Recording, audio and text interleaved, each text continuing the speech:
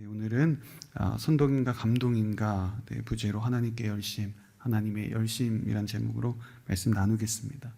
저희가 다시 사도행전 말씀으로 돌아왔습니다. 잠시 복기를 해보면 지금 바울은 3차 전도 여행을 마쳤어요. 바울이 예루살렘으로 갈 때 많은 사람들이 성령의 감동으로 바울을 이렇게 만류했잖아요. 예루살렘에 가면 붙잡힐 것이다, 핍박당할 것이다 만류했지만 바울은 사명을 따라 예루살렘에 입성했어요. 그리고 곧 역시 성령의 예언대로 바울은 사람들에게 붙잡혀서 체포가 되었습니다. 그럼에도 불구하고 바울은 이 기회를 놓치지 않았습니다. 천부장에게 가서 내가 예루살렘에 있는 유대인들에게 말할 수 있는 기회를 요청합니다. 그래서 오늘 본 본문이 바울이 이제 예루살렘에 있는 유대인들에게 한 변론의 이야기입니다. 핵심은 그 22장을 보면 바울이 자기가 예수 그리스도를 만났던 그 사도행전 9장에서 나왔죠. 다메섹으로 갈 때 그 이야기를 쭉 이야기합니다. 바울의 간증인 거죠.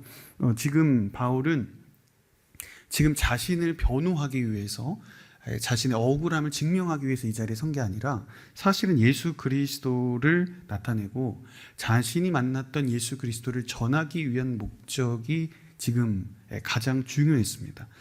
그래서 지금 이 바울이 이야기했던 이 간증의 고백, 그 주제를 가지고 여러분들과 함께 말씀을 나누기를 원합니다. 우리 먼저 1절에서 3절까지 한번 읽어보도록 하겠습니다. 시작. 형제들과 어르신 되시는 동포 여러분, 이제 내가 해명하는 것을 잘 들어주시기 바랍니다. 그들은 바울이 히브리 언어로 말하는 것을 듣고는 이내 조용해졌습니다. 그러자 바울이 계속 말했습니다. 나는 길리기아 지방의 다소에서 태어난 유대 사람이지만 이 도시에서 자랐습니다. 나는 가말리엘의 지도 가운데 우리 조상들이 간 훈련을 받았고 오늘 여기 보인 여러분 못지않게 하나님께 대한 열심이 있었습니다. 아멘. 네, 오늘 바울이 이야기했던 하나님께 대한 열심 좀 주목해 보고자 합니다. 하나님께 열심인가 아니면 하나님의 열심인가예요. 신앙은 이렇게 두 가지로 나눠볼 수 있겠습니다. 하나님께 열심을 다하는가 아니면 하나님의 열심으로 신앙생활 하는가. 이 하나님께 열심의 신앙은요, 스스로 신앙을 주도해 가는 거예요. 내 노력으로 내 신앙을 완성한다는 태도입니다. 여기에 방점은 사실은 하나님이 아니라 열심, 후자에 있어요. 사실은 나의 열심과 동의한 거죠. 반면에 하나님의 열심은요, 성령님이 나를 주도해 가지고 이끌어 가시는 거예요. 나의 신앙은 내가 완성하는 것이 아니라 하나님께서 완성하신다.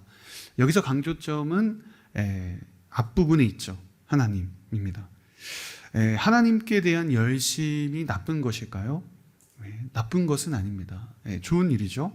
그러나 하나님께 열심에서 열심에만 방점을 찍는다면 반드시 내 의가 드러날 수밖에 없어요. 반면에 하나님께 하나님의 방점을 찍는다면 하나님이 주도하시는 하나님의 의가 나타날 수밖에 없습니다. 그래서 하나님께 열심은 반드시 공로주의로 갈 수밖에 없고 하나님의 열심은 하나님이 드러날 수밖에 없어요. 하나님께 열심인 신앙은 바울이 이야기한 대로 유대교의 신앙을 이야기합니다. 하나님께 자신의 열심을 끊임없이 증명하는 거예요. 내가 율법을 얼마나 잘 지켰는가, 얼마나 많은 율법을 내가 따랐는가, 이런 것들이 중요했죠. 반면에 기독교 신앙은 달라요.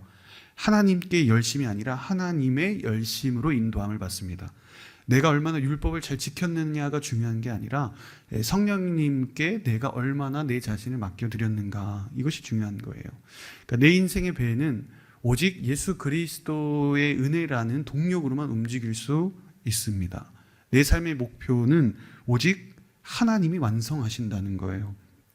제가 비록 유대교와 기독교를 이렇게 비교를 했지만 사실 이스라엘의 신앙도 정확하게는 하나님의 신앙으로 하나님의 열심으로 시작된 종교이고 신앙입니다.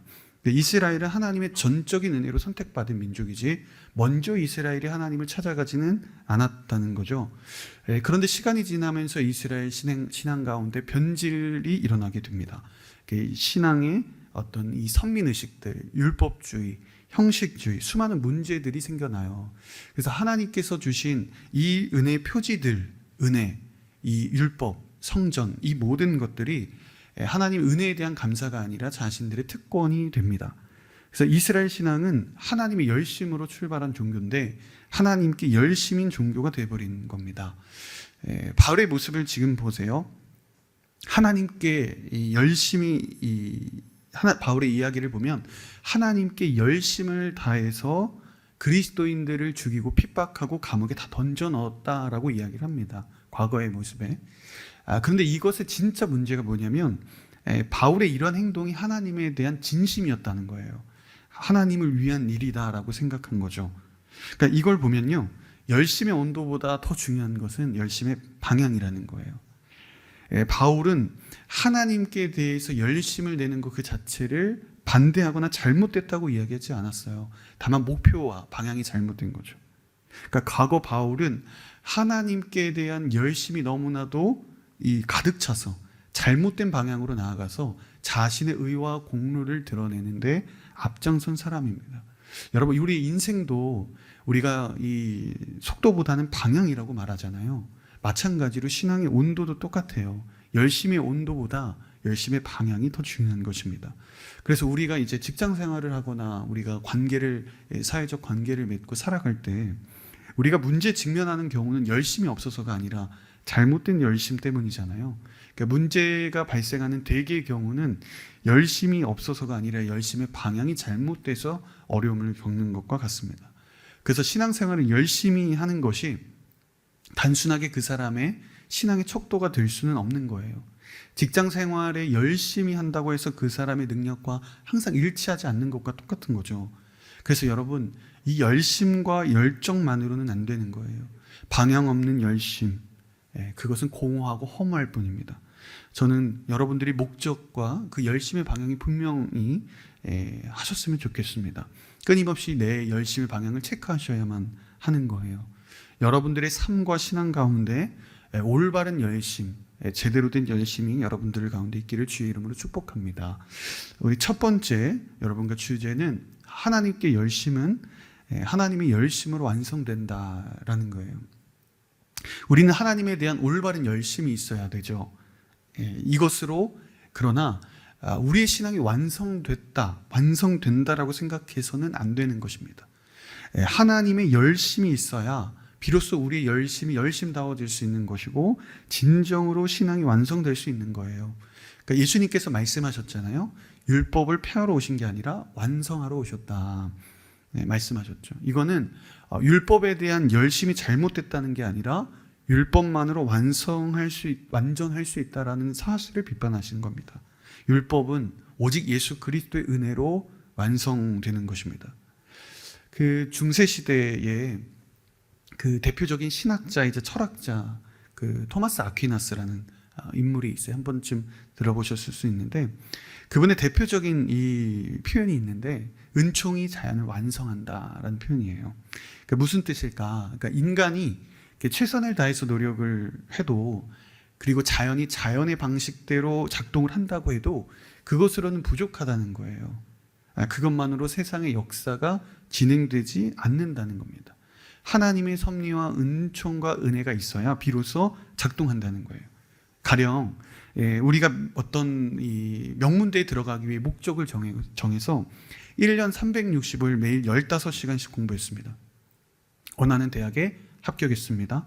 이 사람이 합격한 이유가 무엇일까요? 열심히 노력해서일까요?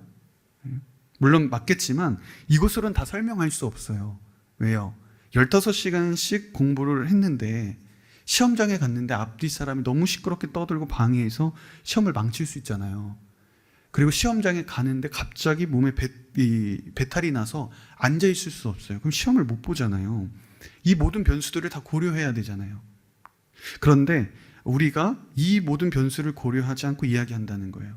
그래서 은총이 자연을 완성한다는 뜻은 우리의 노력과 그 결과가 비례해서 당연히 나온다는 뜻이 아니라 하나님께서 우리의 노력을 인정해 주신다는 거예요.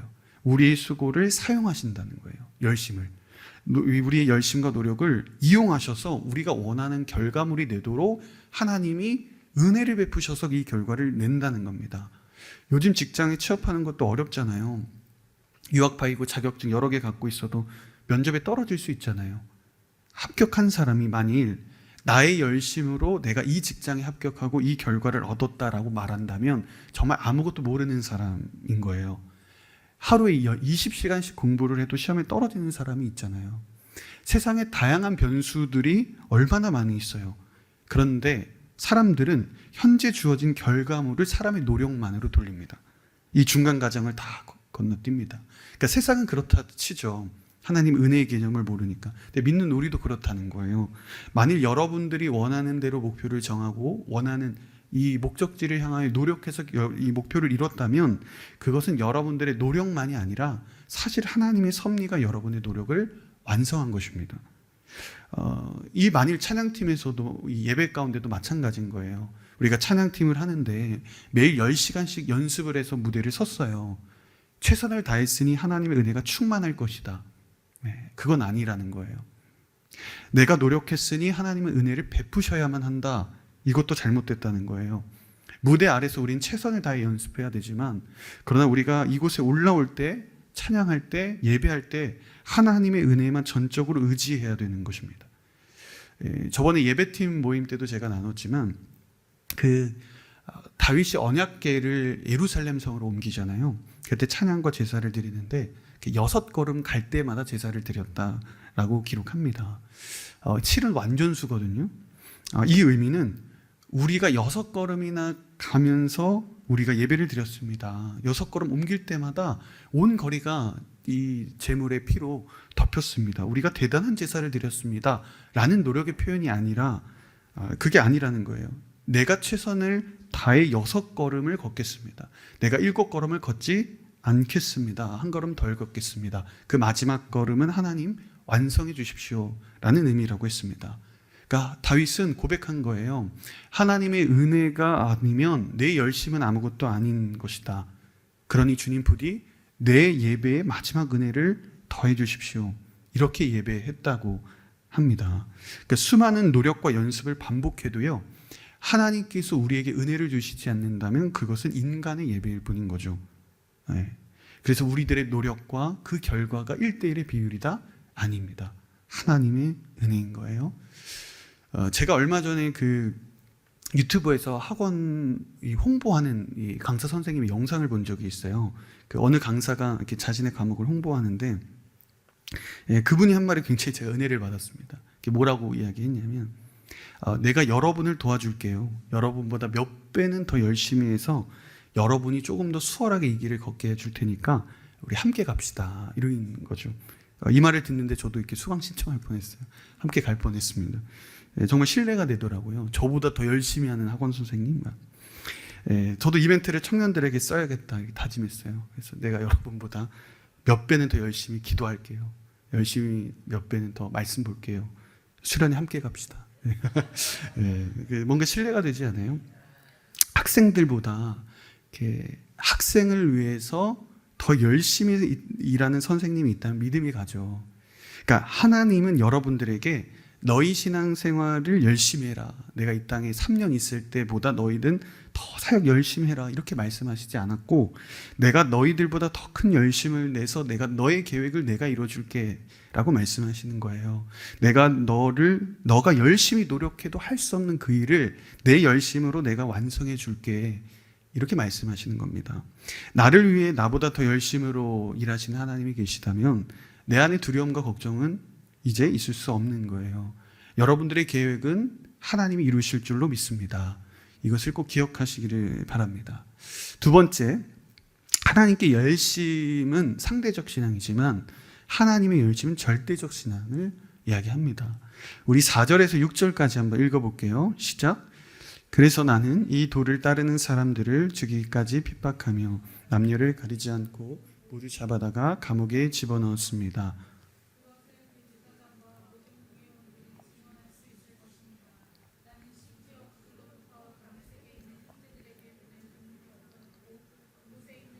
그를 붙잡아 예루살렘으로 데려와 처벌받게 하려고 다메섹으로 떠났습니다. 내가 다메섹에 가까이 다다르자 정오쯤 됐는데 하늘에서 밝은 빛이 내 주위를 둘러 비추었습니다. 하나님께 열심만으로 나아가는 신앙은 남들과 비교할 수밖에 없어요. 남들보다 더 나은 신앙인이 되기 위한 노력이지 내가 하나님 앞에서 단독자로서 쓰는 믿음은 아닌 거예요. 그러니까 지금 바울의 행동을 보세요. 자신이 정말로 이스라엘 신앙에 대해 확신이 있었다면 남을 박해할 이유가 없는 거예요. 예수를 믿는 자들이 잘못된 이단들이라면 과거의 바울이 이 예수를 따르는 사람들이 잘못된 이단이라고 확신이 있었다면 자연스럽게 멸망하겠죠. 그 심판을 하나님께 맡겨드리면 됩니다. 그런데 바울은 자신의 신앙적 우월성을 다른 사람들과 비교하고 있어요. 심지어는 폭력과 억압을 통해 자신의 신앙을 증명하고자 하죠. 유대인들은 613개나 되는 계명이 있었는데 그것을 얼마나 타인보다 더 잘 지켰는가, 내가 저 사람보다 얼마나 의로웠는가, 이것이 중요했던 사람들입니다. 하나님 앞에서 자신의 신앙이 어떤지를 돌아보지 않았어요. 한 번은 제가 그 다큐멘터리 실험 영상을 하나 본 적이 있는데, 그 길거리나 해안가에서 사람들이 이렇게 쓰레기를 무단 투척할 때가 있잖아요. 근데 이제 사람들에게 가서 경고를 하는 그런 실험 카메라였어요. 그러니까 제가 그 영상을 보면서 화들짝 했는데, 그 무단 투기를 하는 사람들에게 여기서 쓰레기를 버리면 안 됩니다 라고 말하니까 사람들이 어떻게 반응했는지 아세요? 80% 가까이 넘는 인원이 왜 나한테만 그러세요 였어요. 그러니까 남들도 다 저렇게 버리는데 왜 하필 나에게만 뭐라고 하냐, 이 얘기였어요. 근데 여러분 생각해 보면 무단으로 쓰레기를 버리는 것 그 자체가 잘못이잖아요. 근데 그 자리에 1000명이 버리든 10,000명이 버리든 내가 투기한 건 내 잘못인 거예요. 그런데 대부분의 사람들은 자신의 잘못을 인정하지 않고 왜 나한테만 잘못했다고 말을 하냐는 거죠. 그러니까 이 대답의 내면 심리에는 내가 잘했다고 말하지는 않겠지만 적어도 남들도 하니까 내 책임은 조금 덜하지 않을까라는 심리가 있는 거죠. 잘못을 조금 희석하는 거예요. 우리도 이제 마찬가지죠. 학교에서 선생님 왜 떠드냐고 물으면 쟤도 떠들었어요 이러잖아요. 왜 청소를 깨끗하게 안 했어요 그러면 쟤도 안 했는데요, 이렇게 답변할 때가 있잖아요. 근데 인간의 본성이 그렇기 때문이에요. 그러니까 에덴 동산에서 아담과 하와의 대답에서 정확하게 알 수 있어요. 하나님이 아담에게 너 왜 그 나무 열매를 먹었느냐라고 물으셨는데 아담은 저 여자가 그렇게 나무 열매를 먹으라고 했습니다 이렇게 대답하거든요. 이번에 하와에게도 동일하게 물어봤어요. 하와는 뱀이 저를 깨워서 제가 먹었습니다 이야기를 합니다. 그러니까 아담과 하와의 대답을 보면 나라는 존재는 없어요. 선악과를 먹은 행위는 내가 잘못한 거잖아요. 내가 하나님 앞에서 죄를 범한 거예요. 거기에 어떤 이유도 붙을 수가 없어요. 그런데 그렇게 이야기를 한 거죠. 그래서 신앙은요 여러분, 하나님과 나와의 1대1의 관계예요. 신앙과 하나님은 나의 절대적인 일이지 남들과 신앙생활을 비교하거나 신앙을 대조하면 안 되는 것입니다. 각자마다 신앙의 색깔도 다르고 신앙의 형식도 다르고 모양도 달라요. 그리고 각자마다 하나님이 요구하시는 믿음의 분량도 다릅니다. 사람마다 하나님이 훈련시키고자 하는 신앙의 영역도 각자 다 다릅니다. 여러분 하나님 앞에서 그래서 1대1로 서셔야 하는 거예요. 죄를 범한 것도 하나님 앞에 단독자로 서야 되는 거예요. 다수의 사람들이 죄를 범한다고 해서 내 죄가 희석되거나 내 죄의 무게가 조금도 가벼워지지 않는 거예요. 하나님께서 나의 1대1의 관계 속에 내 죄를 묻기 때문인 거죠. 우리는 홀로 하나님 앞에 서야 되는 존재입니다. 이제 더 이상 여러분들은 부모의 신앙과 선생님들의 신앙에 의존하는 살아가는 시기가 아닙니다. 그 내 옆 사람이 기도해서 기도하고 내 옆 사람이 말씀을 안 읽는다고 해서 나도 안 보고 그럴 때가 아니에요. 여러분 신앙적으로 부모로부터 독립할 수 있어야 됩니다. 내가 하나님을 만나고 내가 예수님을 체험해야 돼요. 부모님으로부터 만난 건네받은 신앙이 아니라 넘어서서 내가 하나님 앞에 단독자로 서야 되는 겁니다. 지금 바울을 하나님께서 어떻게 계속 부르시냐면 2인칭 단수로 부르세요. 그러니까 7절에서도 내가 왜 나를 핍박하느냐 너이고요. 8절에서도 나는 내가 핍박하는 예수다 너로 나옵니다. 14절에서도 하나님께서 당신을 선택하셨다. 21절에서도 내가 너를 보낸다. 바울의 집안을 부르셨다. 바울의 공동체를 부르셨다 말하지 않아요. 하나님과 바울의 1대1의 관계 속에서 바울의 신앙이 만들어지고 있는 거죠. 이렇게 하나님께 대한 열심만 내는 신앙은 타인과의 관계 속에서, 비교 속에서 만들어진 신앙이지만, 반면에 하나님의 열심으로 나아가는 신앙은 하나님과 1대1의 관계 속에서 나를 돌아보는 신앙입니다. 하나님만 보는 거예요. 타인의 모습이 나의 신앙에 영향을 줄 수 없습니다. 인간적인 모습, 교회 문제 어떠한 것도 하나님과 나의 관계를 방해할 수 없습니다. 하나님과 1대1의 관계 속에서 여러분들이 서셔야 하는 겁니다. 하나님과의 단독자로서 여러분 날마다 믿음의 성장을 이루시기를 주의 이름으로 축복합니다. 우리 세 번째, 하나님께 열심은 자기를 증명하는 것이지만 하나님의 열심은 복음을 전하는 사명이 있어요. 우리 27절, 28절 읽어볼게요. 시작. 천부장이 바울에게 왔습니다.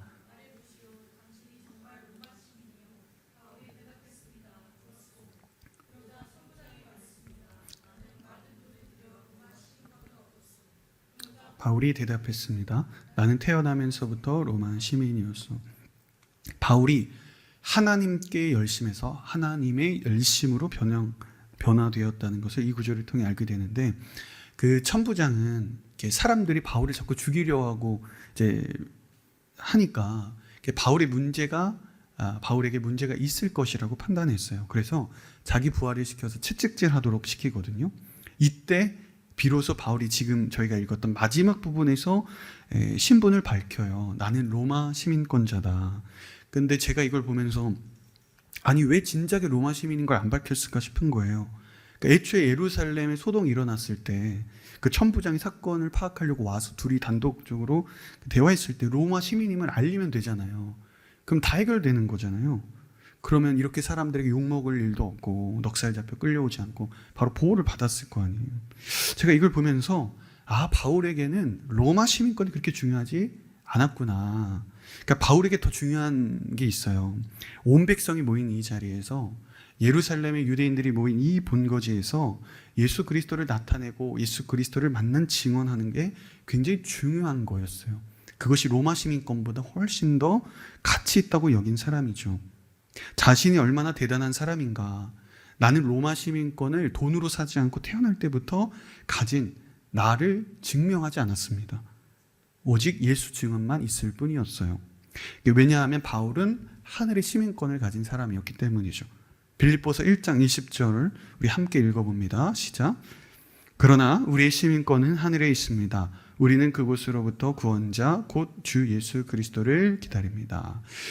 우리의 시민권 하늘에 있다는 것을 분명하게 바울은 알았어요. 하나님께 열심인 사람은 자신이 얼마나 대단한 사람인가, 내가 얼마나 신앙적인 업적을 남겼는가, 이것이 중요하지만 하나님의 열심으로 살아가는 사람은 오직 복음을 전하는 그 사명이 중요한 거예요. 얼마나 많은 이들에게 예수 그리스도의 사랑을 전했는가가 중요한 것입니다. 자신의 노력으로 결코 신앙의 완성을 이룰 수 없습니다. 내 노력만으로는 할 수 없습니다를 고백하는 사람들에게 하나님은 증인의 삶을 맡겨주세요. 값없이 주시는 하나님의 은혜에 보답하는 길은 오직 예수 그리스도를 전하는 사명밖에 없기 때문입니다. 우리 14절에서 15절, 21절 한번 읽어볼게요. 시작. 그러자 아나니아가 말했습니다. 우리 조상들의 하나님께서 당신을 선택해 그분의 뜻을 알게 하시고 의로우신 그분을 보게 하시고 입에서 나오는 음성을 듣게 하셨습니다. 당신은 보고 들은 것을 모든 사람에게 전하는 그분의 증인이 될 것입니다. 그러자 주께서 내게 말씀하셨습니다.